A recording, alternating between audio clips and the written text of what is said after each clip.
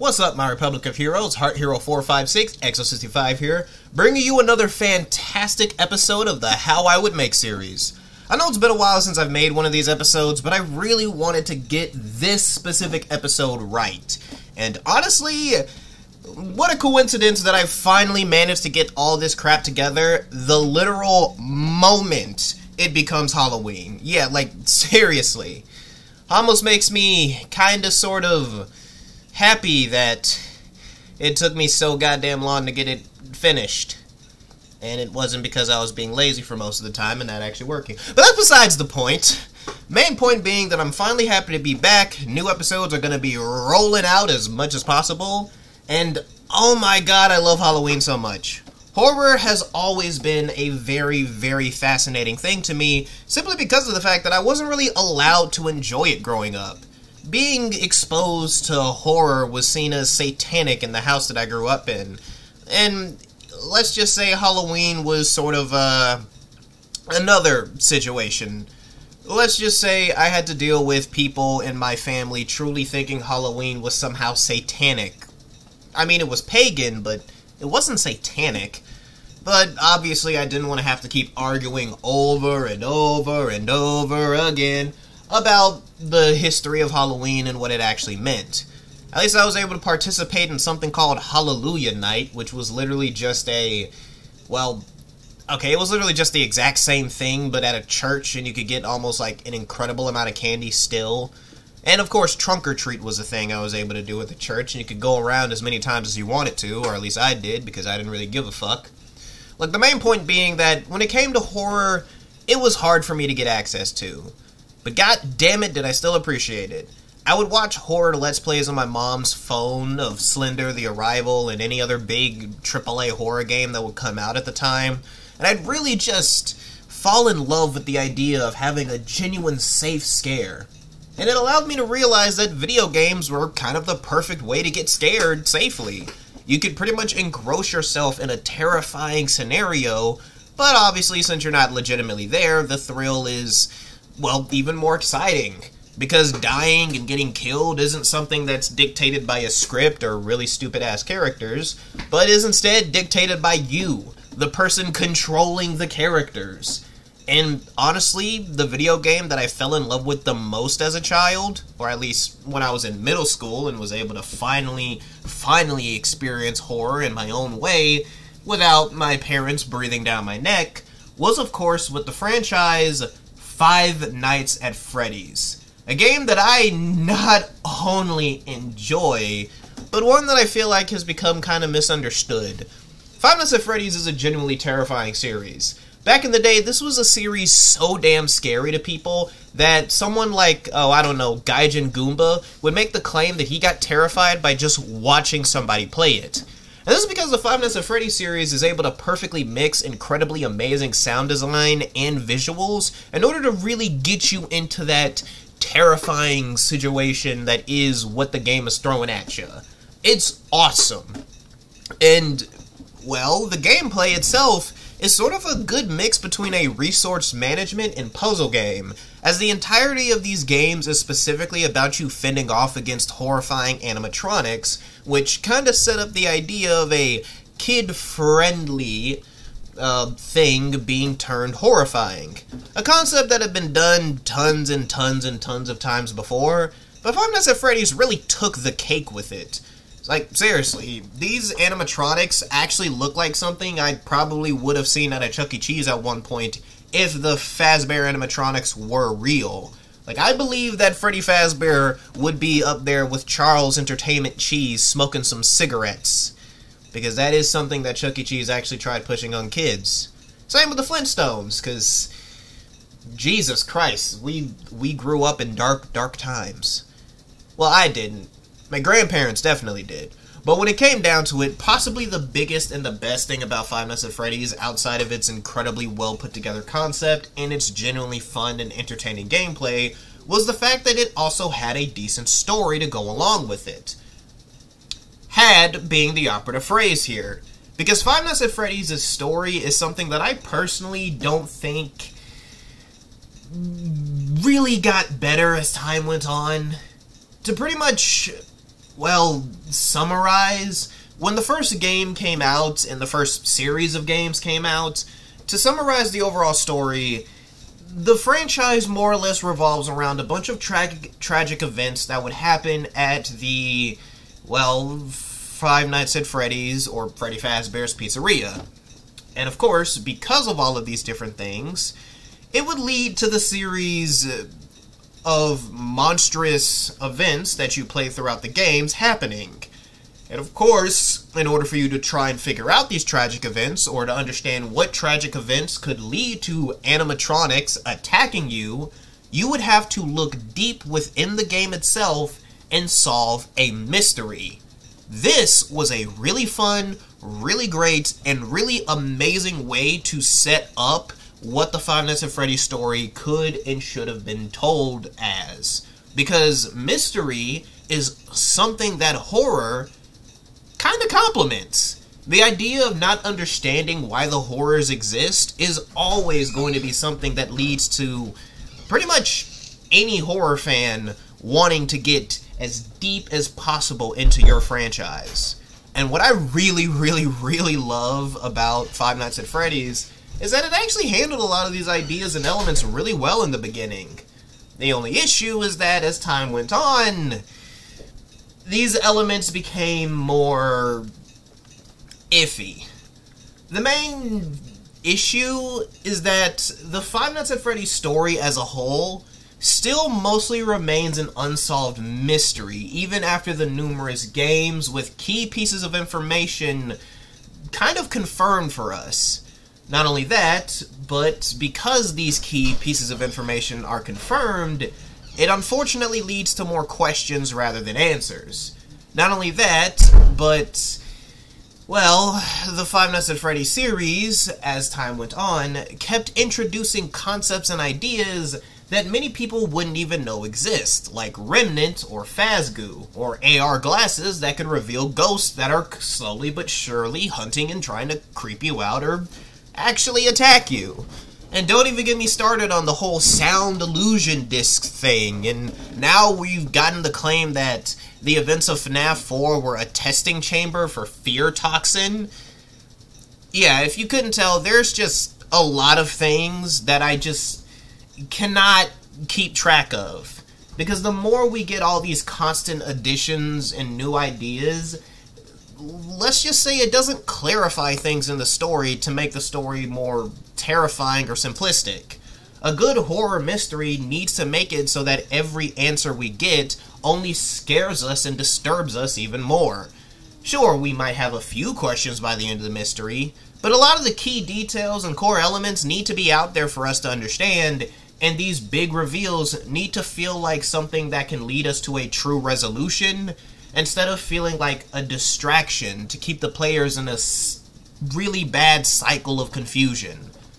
Not only that, but the main issue I feel like the Five Nights at Freddy's series is also going through, besides the, mystery mongering, has to of course be the fact that it feels like the franchise is more or less trying to cater to children. This is where I feel like a lot of the overcomplicated ideas start coming from, because the FNAF series is clearly trying to appeal to the younger audience that it sort of picked up. Five Nights at Freddy's is not an outwardly gory or genuinely terrifying series in terms of the cliche gore and horror. It's, for the most part, a series that I would consider to be PG. There's nothing outwardly disgusting or overly sexual or fucked up happening besides the main overall concept of the story, and even then, it's a concept that kids can definitely handle. That, of course, being ghostly possession. But as the series has gone on, they've started introducing more sci-fi elements over horror concepts. And, well, as I've already sort of gone over it, the Fazgoo, the AR glasses, Remnant, and all these other things, it kind of sort of weakens the fear factor to me. And it feels like the series has kind of lost its edge in an attempt to try and appeal to a broader and younger audience. I feel like kids can still enjoy Five Nights at Freddy's if the series still remains genuinely terrifying and fucked up.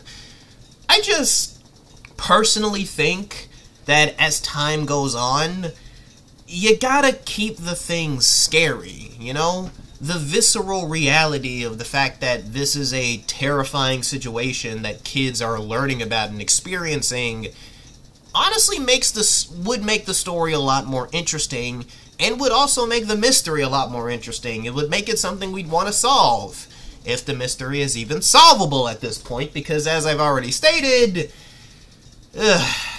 we don't even know what the hell truly happened in the original story. Which leads me to the next problem, that of course being the fact that Five Nights at Freddy's put a lot of its bigger answers in extra material.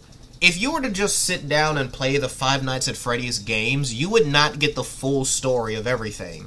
And a younger me would probably say that's fine. This is because Five Nights at Freddy's used to have ARG elements with the ScottGames.com website, a place where Scott Cawthon would basically hide and put teasers for the next upcoming games, and would more or less use them in the source code of his website and the pictures, if you could brighten them up, and as an attempt to sort of try and hide little Easter eggs, and sort of explain small events that would happen in between each game. This was fine for the most part, but then we started getting the Fazbear Fright novels. Novels that were considered to be canon to the Five Nights at Freddy's series, not in the same way that, you know, canon in another show or movie or series would work, but canon in the sense that they could happen in the Five Nights at Freddy's franchise. Basically, Scott Cawthon tried using these books as a way to clear up misconceptions and ideas in the original FNAF timeline, and it kind of felt like a lot of the series was going from ghost children and, you know, spirits possessing animatronics and nightmares and actual horrifying events going on, to the more sci-fi-ish, overcomplicated Five Nights at Freddy's we all know and love. And because of all three of these big issues, it leads us to possibly one of the greatest issues that I feel like the Five Nights at Freddy's series hasn't really tackled yet, but is eventually going to need to bomb once they drive over this bridge. That, of course, is the fact that it feels like the franchise is trying to move on from the original Five Nights at Freddy's story. And look, I'm perfectly okay with the series moving on and doing its own thing. My problem comes in with the fact that if you're going to introduce new stories and ideas, you kinda need to make sure the old stories and ideas are properly wrapped up, you know? There's still so many concepts and so many things in the original FNAF timeline that we as an audience do not understand, that I feel like kinda sort of makes it impossible for us to truly get excited for whatever's new. Because we're just gonna look at the new shit and try comparing it to the old shit and use that to solve the old shit, while not giving two shits about the new mystery that in and of itself could possibly be shit because of the same issues I've already mentioned. It's all just a load of shit. And this is sad because I really, really, really like the Five Nights at Freddy's series. It has scared the bejeebus out of me and has inspired tons of other franchises. So here's how I would improve it for the most part. One, I'd refocus it on simplicity. I'd make it to where the stories of Five Nights at Freddy's go back to the roots of tragic events, haunted animatronics, and really messed up scenarios. Two, I'd resolve the original mystery. I know just straight up giving answers to everyone would be a little cheap, so I would sort of work it as you're kind of, I don't know, maybe you're playing a Five Nights at Freddy's game that's all about trying to discover and solve the original mystery of Five Nights at Freddy's, and in doing so you end up coming to somewhat of a story, or the main character of the game comes up with his own explanation of the story, but of course, the game itself actually alludes to and basically gives us clues as to what the actual original story of Five Nights at Freddy's was. And of course, I would keep the scares. I'm going to, if I was put in charge of Five Nights at Freddy's, I would avoid toning down the horror just for the sake of appealing to children. And this is mainly because of the fact that children can handle being scared. That is something I feel like a lot of creators kind of miss out on. But children can handle scary content and material. Yes, there are situations where kids can and will get traumatized by really messed up and fucked up things. But there are movies like Coraline, There's Courage the Cowardly Dog. There are tons of scary shit that kids are actually able to get terrified by. Case in point, pretty much all of the, well, not all of, but a good amount of the Goosebumps books that are basically just horror for kids. And they are actually terrifying. And Five Nights at Freddy's, for a time, really did fit into this type of media that's both kid-friendly and horrifying. The concept was scary. The ideas that were presented to them was scary. The way the games were set up was genuinely fucking scary. So yeah, I truly do believe that you don't need to tone down the horror. You don't need to over-explain things with sci-fi elements that rewrite or recontextualize stuff in the original, well, games that honestly would have been probably much scarier if it was just a dead kid. And of course, I would take lessons from other video game mysteries and video game stories, like, say, Silent Hill or the Walton Files.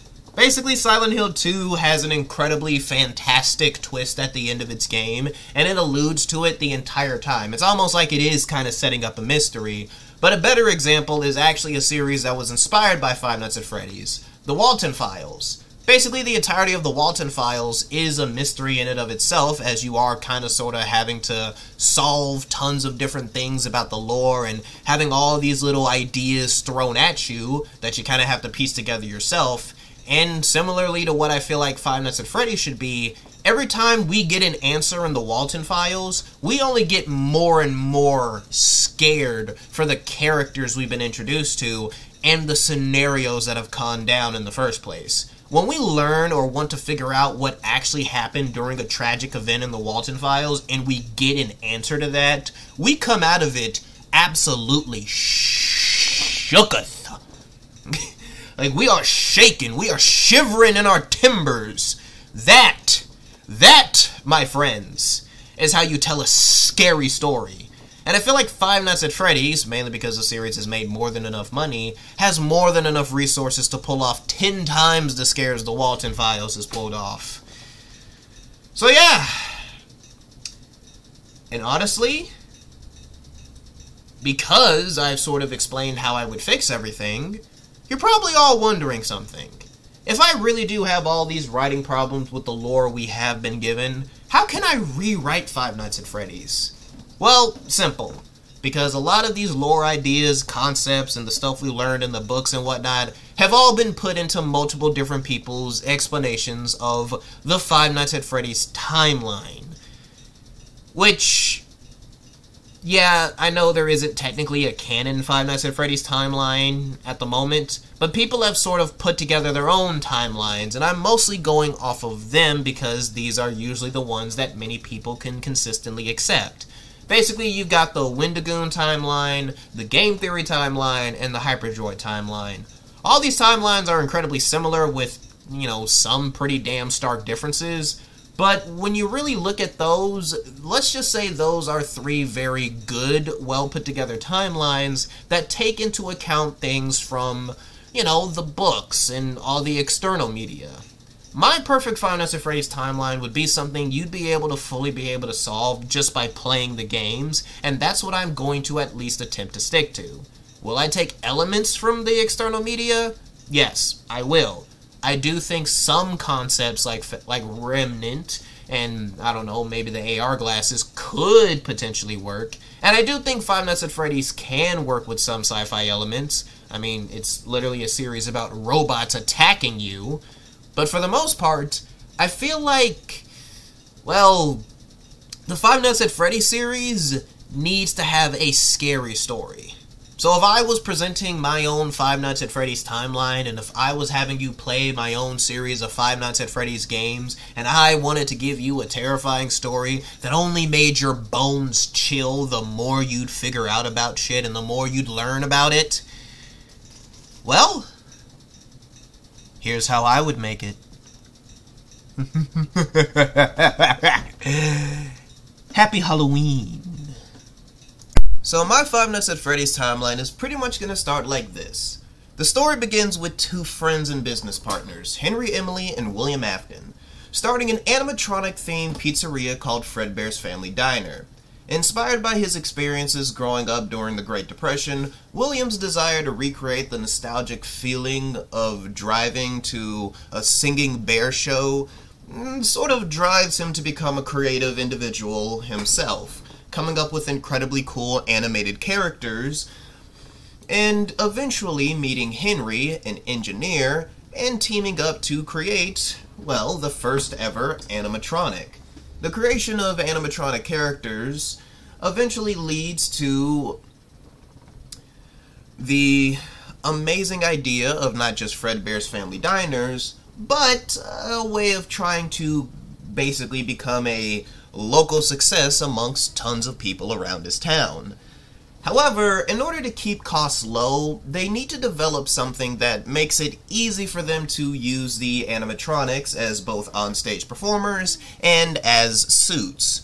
So, Henry comes up with the idea of spring-lock suits. Basically, the suits will have these little spring-lock mechanics inside of them that will lock them in place onto the endoskeleton that is coded to move in specific directions. And when they need to take the suits off the endoskeletons to wear, they simply wind the spring locks up, and of course, you wear the actual outside of the animatronic as a legitimate suit to keep the magic of Fredbear's Family Diner alive.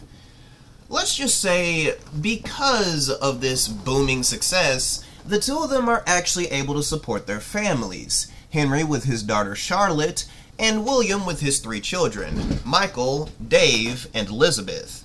By the way, Dave is now the new name of the crying child we just recently figured out, because Jesus Christ, figuring out the basic names of these characters is something that should have been established right in the beginning of this goddamn series, like right as the characters were introduced. I'm sorry, I'll get back. I already ranted about my issues with the timeline. Okay, I'm gonna get back to the story.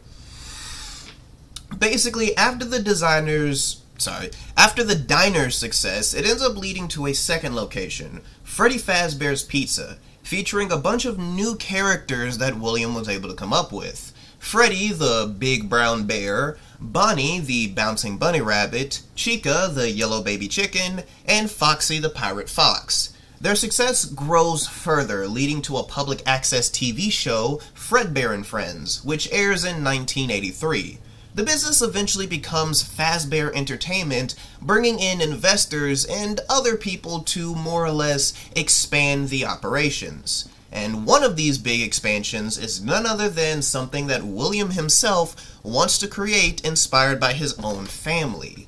William branches out on his own in creating Circus Baby's Pizza and Rentals, where animatronics can be more or less rented for private events, while also having a full-time restaurant where these animatronics can genuinely perform. Now, each of these new animatronics are basically inspired by William's late wife and the children around him, with Circus Baby, the main attraction, basically being represented by Elizabeth. Funtime Freddy is inspired by William himself, and the adorable little bunny puppet basically being Dave. Ballora, more or less representing his very late wife, and Funtime Foxy, a mischievous fox, symbolizing his oldest son Michael. However, these animatronics are also cheaply made and are kinda dangerous, mainly in the sense that Freddy Fazbear's may have made a ton of money, but Fazbear Entertainment is still looking to save as much money as possible because they're still a much smaller operation, only really dealing with things in one specific city. They're not a big, booming business like the real-life Chuck E. Cheese. So, because of this, William ends up trying to make the robots as entertaining and as expansive as possible by adding in chest cavities into Fredbear in order to try and, release things like cakes and party decorations, and of course making it to where the animatronics can actually just straight up talk from the robot itself, but they are still more or less prototypes by the time Circus Baby actually launches as a restaurant. And one of the mechanics that William doesn't really want people to know about Circus Baby is her ability to give ice cream. A prototype claw, which is supposed to not just dispense, but hand children ice cream, is heavily dangerous. So William pretty much tells his children not to get close to these animatronics, although Elizabeth doesn't really want to stay away from it. She believes that Circus Baby was specifically made for her. So, on the launch of Circus Baby's Pizza and Rental, unfortunately, things don't go too well.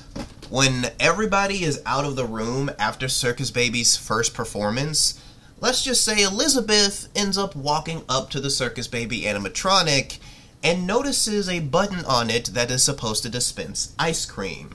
She presses the button, and as already told to her many times, the Circus Baby animatronic's claw reaches out towards Elizabeth, grabs her, and yanks her into its chest cavity, crushing her slowly to death. Honestly, if I went into more detail about how she died, well, I'd probably say something like, even though her body was crushed, she was still alive through the horrible, agonizing experience and probably slowly choked on her own blood or something.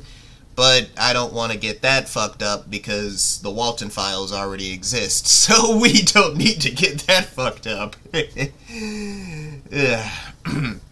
However, someone did notice this death.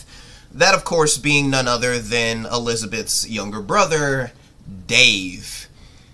Wait, was Dave the youngest? Or was Elizabeth the youngest? I can't remember. Five Nights at Freddy's isn't straight with this shit. Basically, Dave ends up seeing this and is now horribly terrified. He ends up telling his father, William, and, well, if you couldn't tell, this is what leads to William pretty much eventually shutting down the Circus Baby restaurant, stating that there was a horrible gas leak and lying to investors and even Henry about what the hell happened.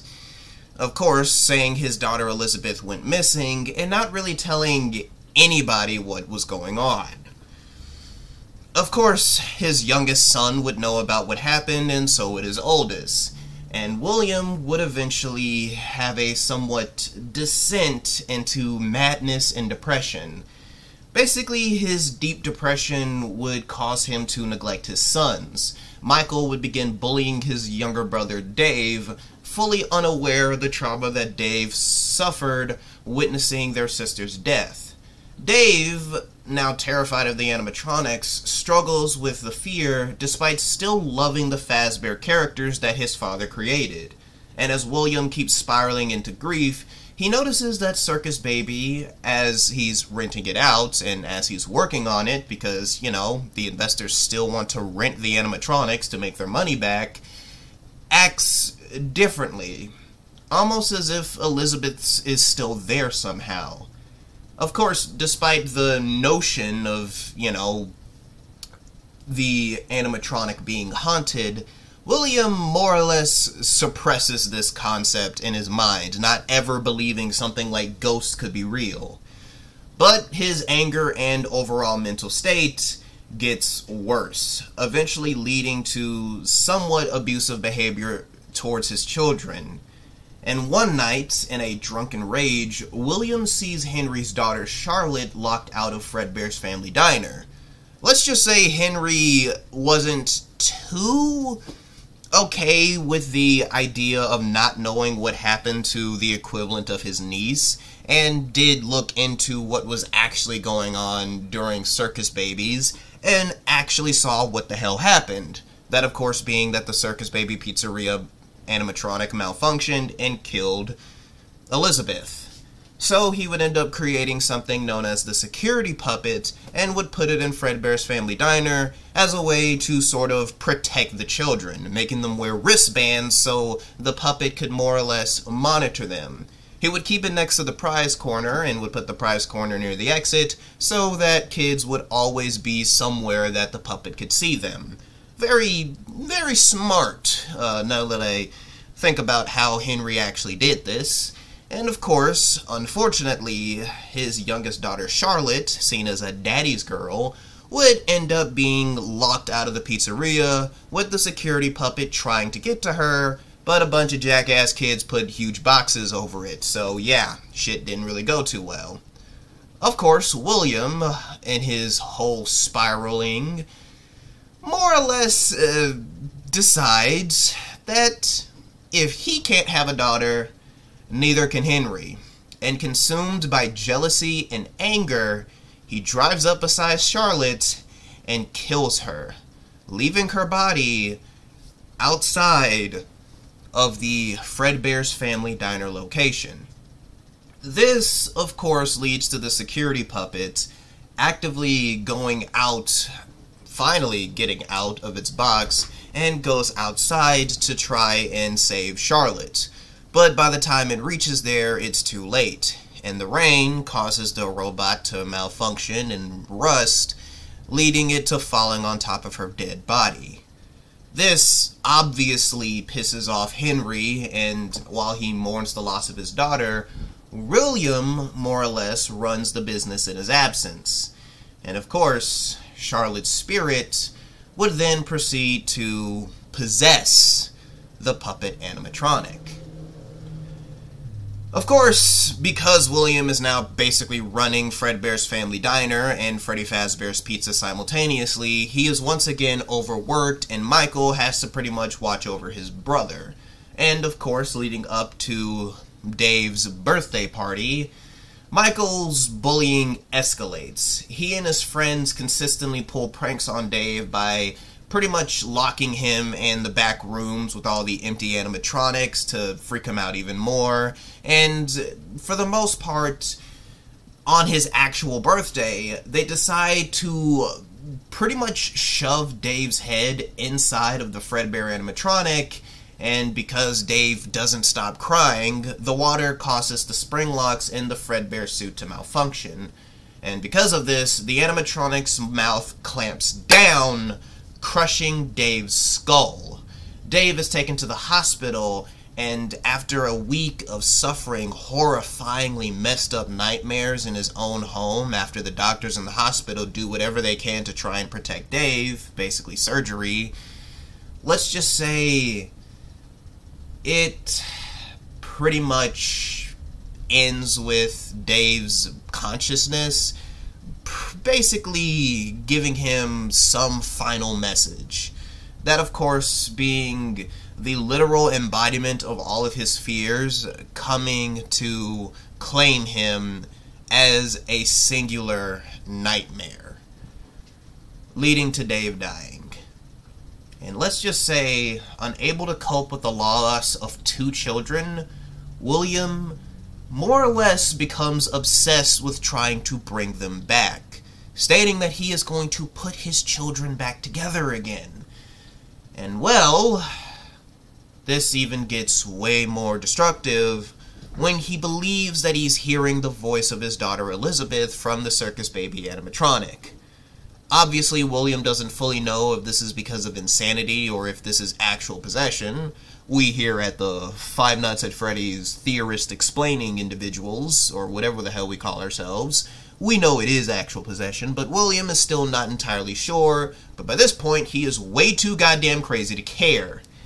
And more or less, in order to, well, confirm his beliefs that she's possessed by the animatronics, he's gonna do whatever he can to try and more or less figure out what is happening with the idea of possession. He's gonna do whatever he can to make sure that he can solve this situation and pretty much reunite his family no matter what happens. In order to do this, he kind of starts upgrading the Circus Baby's Pizza and Rental animatronics. And more or less, he expands the chest cavity in the Fredbear animatronic to be big enough to hold a child. He tries messing around with the idea of using sound as a potential illusion, even though he doesn't even know how the hell that could even work. It's really just there to mimic parents' voices to lure the kids somewhere. He even goes as far as to improving the claw in Circus Baby, not to dispense ice cream, but to actually capture kids and hold them inside of her chest for as long as possible. Basically, he's doing whatever he can to make it so that when he rents these robots out, they could come back with a child fresh for experimentation. However, this plan doesn't actually work, and in fact, it kind of gets screwed up. It gets so screwed up that, well, the investors in Fazbear Entertainment try sitting William down to personally ask him about these new modifications. Realizing he's in a bit of hot water, he just tries playing it off as extensions to make the already good parts of these animatronics much better. And because he feels like he's caught between a rock and a hard place, he decides to do something drastic. After the closure of Fredbear's Family Diner, Freddy Fazbear's Pizza is the only operational location. So William, now fully deranged, uses the old Spring Bonnie suit to lure 5 children, Gabriel, Jeremy, Fritz, Susie, and Cassidy, to their deaths. He believes that their spirits can possess the animatronics, but he doesn't necessarily shove their bodies in the suits themselves. He kills them in incredibly gruesomely different ways, lying to them in different situations, first killing a young girl named Susie by telling her that her dog had died, and, well, secondly, more or less, finally, by killing the girl Cassidy, or boy Cassidy. It's not made clear if Cassidy is a boy or girl. I don't know if that's ever been fully confirmed, but basically, Cassidy is pretty much killed in the most brutal and messed up way by literally getting shoved in William's trunk. And, well, for all intents and purposes, let's just say these spirits are, well, they're pissed. Heavily pissed.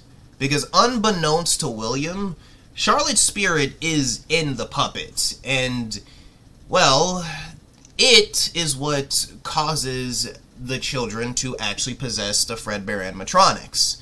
Pretty much each of the children are more or less given gifts and then given lives by the puppet in an attempt to more or less help these children continue living. As Charlotte genuinely believes that she's doing a good thing by allowing these kids to possess the animatronics. And of course, by shoving each of the children into the different animatronic suits, they of course don't just possess them, but they are able to let their vengeance be known. Now, going by good old-fashioned classic ghost possession rules, during the day they don't really have much control over the animatronics. But at night, they are able to take full control over the animatronics and often get stronger and stronger the later the night gets, up until the morning when their possession seems to lose its effect. Let's just say, once the souls have properly possessed Freddy, Bonnie, Chica, and Cassidy possessing Golden Freddy, this leads to unusual behavior and disturbing occurrences. And ultimately, after health code violations are found with blood and mucus leaking from the animatronics, let's just say Freddy Fazbear's Pizza is now shut down, leading to a lot more losses, and for the one of the original owners needing to come back.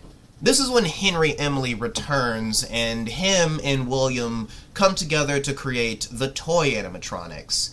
Let's just say he proposes a way of reopening the pizzeria using cheaper plastic-made animatronics with a facial recognition software. Despite these safety measures, the spirits of the original animatronics, whose parts were more or less taken out to contribute to the toy models, continue to influence them. And, well, let's just say the toy animatronics more or less have very erratic and dangerous behavior because of it, as the spirits have now been spread from one set of animatronics to 2. Albeit the spirits can't fully control the toy animatronics, they are able to at least influence their movements and do a lot of sort of terrifying things to them, eventually leading to the infamous bite of 87, where the Mangle animatronic bites a security guard on the forehead, pretty much leading to the new and improved Freddy Fazbear's Pizza closing down. And well, after that whole situation, Afton rebrands his company to Afton Robotics, where he more or less just uses this as a, well, let's just say he uses it as a way to disassociate himself from Freddy Fazbear's Pizza, unbeknownst to the investors who literally paid for everything.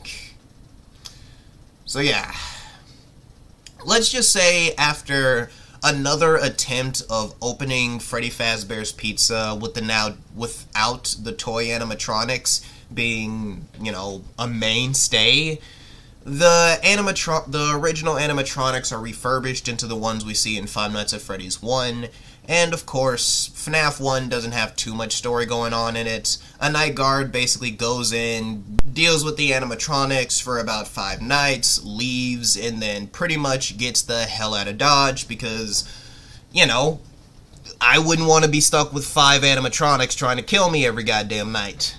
I mean, seriously, that fan right there, that ain't doing shit to help with my sweating. If I'm being literally hunted down and moited. See, murder isn't funny unless you say it like moita. Because moita, everyone can laugh at moita. Alright, that's besides the point. Main point being that after the Five Nights at Freddy's 1 location shuts down, William, still no closer to actually understanding or truly being able to grasp possession whatsoever, has now basically gone full-on Looney Tunes if he hadn't already. He basically starts rambling to his son Michael about how his sister is down there in the bunker and how Michael needs to pretty much go and find her one day. And because Michael is older and honestly kind of disillusioned with his father's bullcrap and dealing with his own trauma of basically killing his brother, more or less ignores him for the most part. And well, when it comes down to it, William eventually gets so damn, well, crazy that he decides that he needs to do something else in order to finally understand possession, since all he really does is just have a bunch of random-ass theories. And he ends up coming up with one of his most ridiculous theories yet, something he likes to call Remnant, saying that as long as there's an agonizing or fucked up experience around the animatronics or around metal, then it can lead to a spirit possessing a specific individual and all that type of shit.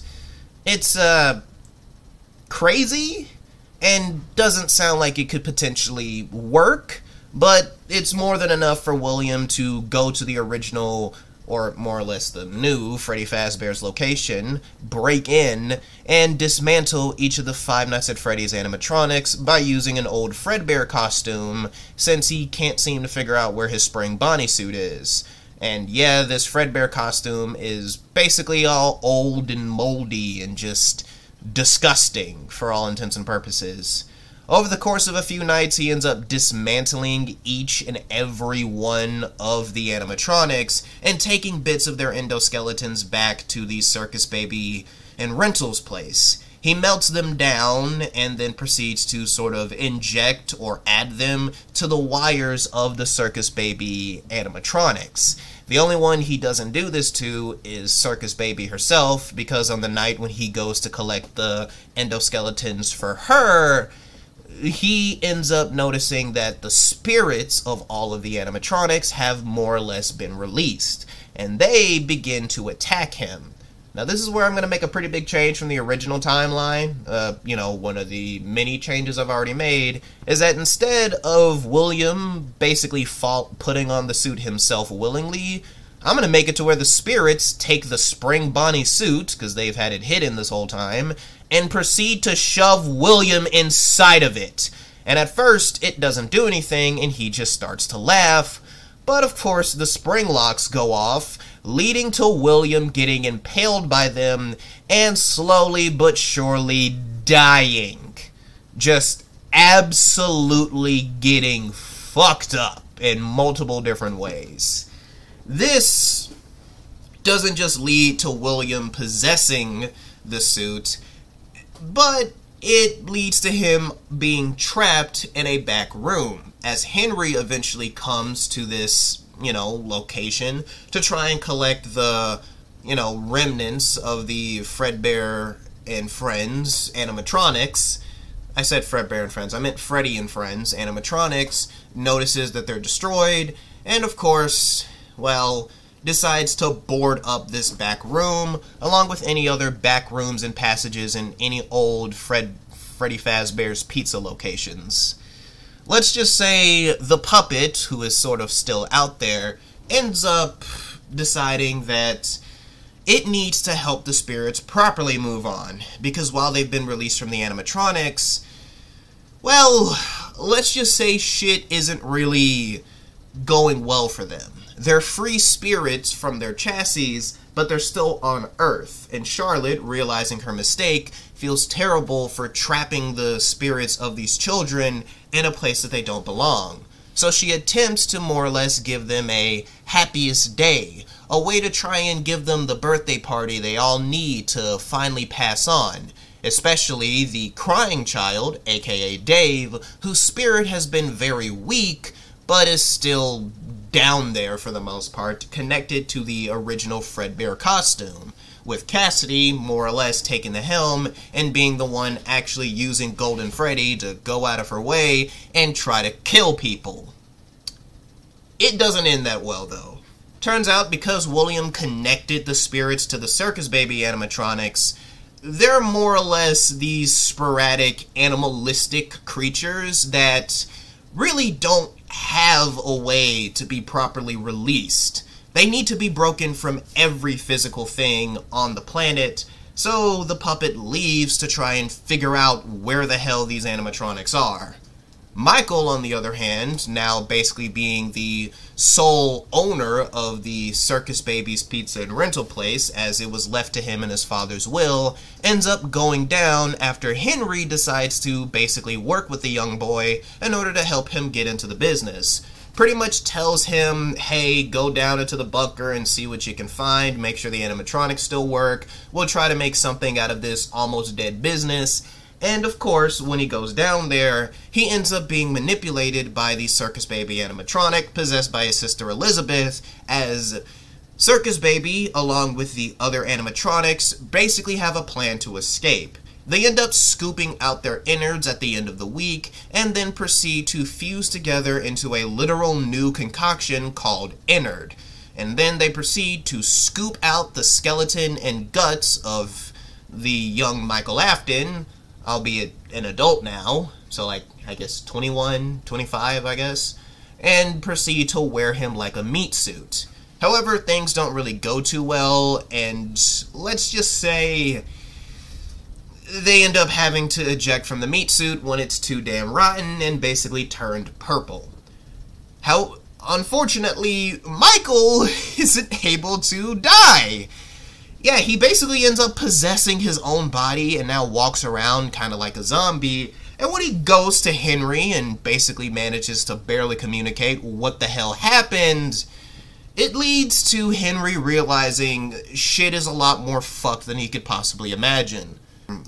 So, with all of that being said, Henry, of course, decides to try and go back and find William's, well, dead carcass suit, aka Springtrap. But when he finally gets to the original FNAF location, he ends up seeing that the wall is already torn down and the suit is missing. So he ends up basically calling Michael and says, hey, you need to go to this Fazbear Frights place because I hear they have the suit and your dad is basically possessing it and could basically go out and cause a lot of fucking destruction. Which is exactly what ends up happening. Michael ends up getting the job at Fazbear Frights to work as the security night guard and technically an actor, and after basically surviving multiple nights in the Fazbear Frights location against his own father, he ends up trying to burn the place down. However, the puppet was also there and would show up, randomly, because it was also looking for William as well, believing it needed to finally kill William or destroy his suit, hoping to potentially release all the spirits. Michael, of course, reports back to Henry, tells him everything that happened, and Henry eventually comes up with one final plan. He ends up basically making a fake location to lure in a bunch of the animatronics, hoping to finally release all of the spirits, and in doing so, he manages to get Scrap Trap, which is just Springtrap in a different body, Scrap Baby, a kicked out baby from Innard, Molten Freddy, the remains of Innard, and ends up creating his own little robot, basically a, well, husk made to pretty much capture the puppet animatronic and forcefully bring it to the new location. It's kind of like Henry forcing his daughter to go to the store with him, even she's crying because she wants to go home and watch fucking Dora the Explorer or some shit. It's kind of funny.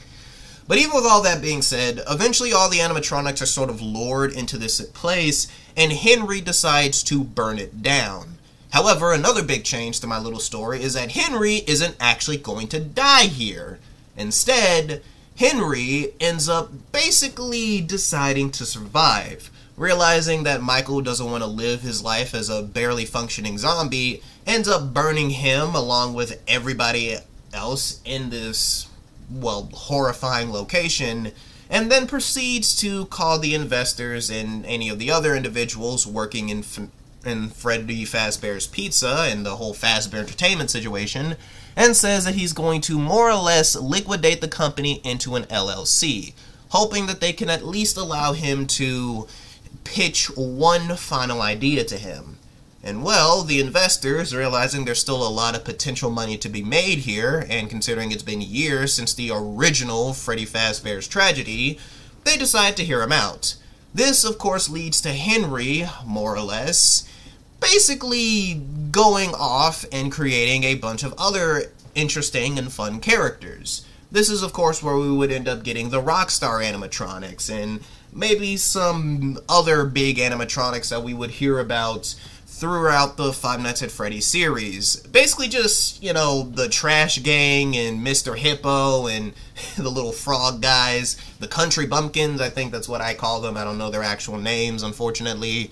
Look, I'm a FNAF fan, but I don't know every little goddamn minute detail about this series. And it eventually leads to different locations under Fazbear Entertainment being released around the country, leading to Freddy Fazbear's and, well, the Fazbear Entertainment making millions again. But of course, Henry still feels like there's some type of unfinished business. And surprise, surprise, there is. When visiting the location he burnt down, he noticed something. He noticed William in this ginormous blob of sorts, more or less being tortured, or torturing. He couldn't really put his hand on it. But what he did end up noticing was that this giant blob that is now a fusion of all the animatronics that got burned together are connected to the Scrap Chap animatronic. And it almost looks like they're trying to keep it alive. This is, of course, where the events of Ultimate Custom Night are going on, as Cassidy, the vengeful spirit, is forcing itself to be tied to William, in an attempt to finally and surely absolutely kill him, just making it so that he cannot, under any circumstance, die. Because they want William to suffer the pain that this man has caused other people. And Henry simply walks up to it and says, "Leave the demon to his demons. You must rest, for that is what you are supposed to do." Pretty much giving this thing some fatherly advice while walking off and driving away. And of course, Henry doesn't like that this giant blob is basically torturing his ex-best friend, so he proceeds to have the building, or what's left of it, completely decommissioned and buried, leading to a new, much bigger project being built over it. That, of course, being a much bigger arcade/mall. A pizzaplex, as one would put it. And that is my original attempt at solving, well, not really solving, but at rewriting the Five Nights at Freddy's timeline. So yeah, I made a lot of big changes in the series. I simplified some things that probably a lot of people loved and cared about. But I kind of already made it clear that I feel like this is a better timeline because it keeps things simple while still keeping them scary. Now, my voice is not the type of voice that can really pull off scary stories. Many people say I kind of sound like if Kermit the Frog huffed a pack of menthols every day. You know, an insult I've kind of learned to claim as my own. But when it comes down to it, I can definitely say that this is, and most likely will be, it's definitely a situation that a lot of people would more or less, you know, agree with, or disagree with, or could agree with. Really, it's just me making something that I think could at least allow for the series to be more or less fixed if this was the timeline that we went through. And if this was actually something that Scott Cawthon did, I know a lot of people would be disappointed. They'd wonder where all these sci-fi elements came into and why we even know them. And I feel like these more science fiction elements can be implemented into the future of Five Nights at Freddy's. My main issue isn't with the sci-fi elements themselves, it's more or less how they're implemented and how it feels like they're being used to basically, for all intents and purposes, oversimplify the Five Nights at Freddy's, well, not oversimplify, but over-kid-friendlyify the Five Nights at Freddy's series to a point where it doesn't feel like they're, well, truly, you know, terrifying anymore. And I feel like this overall fear factor needs to be re-injected into the FNAF series, and believe it or not, that means simplifying elements and ideas that have sort of been over-explained with the more weird and out-there explanations we've been given.